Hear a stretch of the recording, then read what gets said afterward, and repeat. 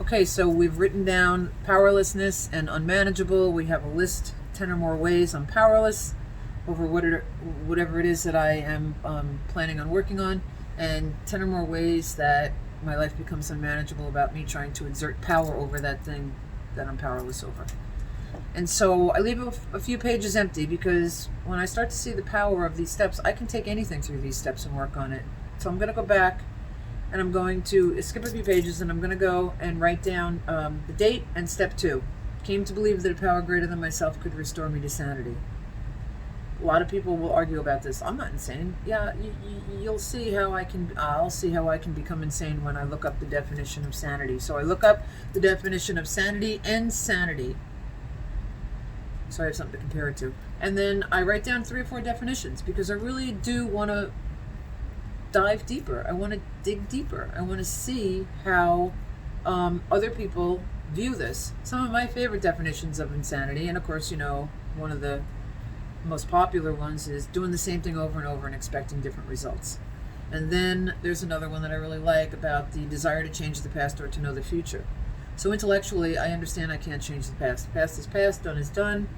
But I spend a lot of time thinking like, oh, I wished I hadn't have done that. Coulda, shoulda, woulda. And that'll keep me insane. And intellectually, I know I can't know the future, because if I did, I'd be out buying lottery tickets instead of making these videos. And yet I worry a lot about what if this happens? What if that happens? What if I can't? What if... Worry is like praying for something that you don't want. And they say, if you pray, why worry? And if you worry, why pray? So it's insane to think that I can change the past or to know the future. And yet, I insist on it. I spend a lot of time there. A lot of time there. And it's also a great distraction from, keeping me from thinking about the solution instead of staying in the problem. The solution really starts to come to light in step 3. I won't go there yet. So step 2, sanity. Came to believe that a power greater than myself could restore me to sanity. First, I have to know what sanity is. How I know what sanity is by defining insanity and writing 10 or more ways that I become insane around trying to control this thing that we were talking about in step 1, that I'm trying to exert power over.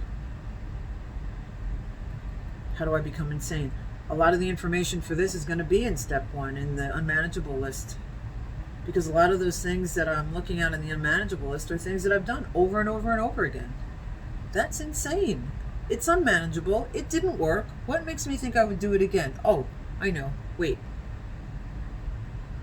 It'll be different this time. Doing the same thing over and over and expecting it to be different. Yeah, it'll be different this time. It's never different. It's not. In fact, it usually typically gets worse. So, I'm insane. I said I wasn't going to spend that money, and I did. And guess what happened? I didn't have the money to pay the rent. Again. I said I wasn't going to drink before my kids' activity that I had to show up for, and I couldn't not drink, and I drank, and I showed up at the activity, and I was drunk, and I embarrassed my kid, and now they're upset with me.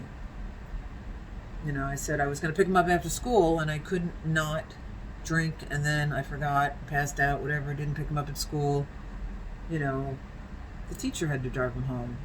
And the teacher couldn't do it by themselves, by the way. They had to have somebody else in the car. So it really puts a lot of people out. This is far-reaching consequences, you guys. This is not just all about me, although that's typically all I'm interested in. But we'll see as we go along here that it definitely involves other people, even though we don't think so. And it's not so much that I don't think so. I don't want it to. I don't want that information to come in. Because if it does, then I'm responsible, and I know I'm hurting others, and that just complicates and compounds the problem, and it makes me want to drink, or eat, or gamble, or do whatever it is that I think I'm doing to control my outside experience so that my insides will settle down. But that's not how this works. I can't take something outside of myself to fix something that's going on inside of me. That's insanity. So, insanity. Doing the same thing over and over and expecting it to be different. I said I wasn't going to do it, and I did it anyway. Be specific. Whatever it is we're talking about, be specific. Name it. That time, that year, that date, that kid, that person, whatever it is, name it. And that's insanity. Definition of insanity. 10 or more ways, and then we'll talk again.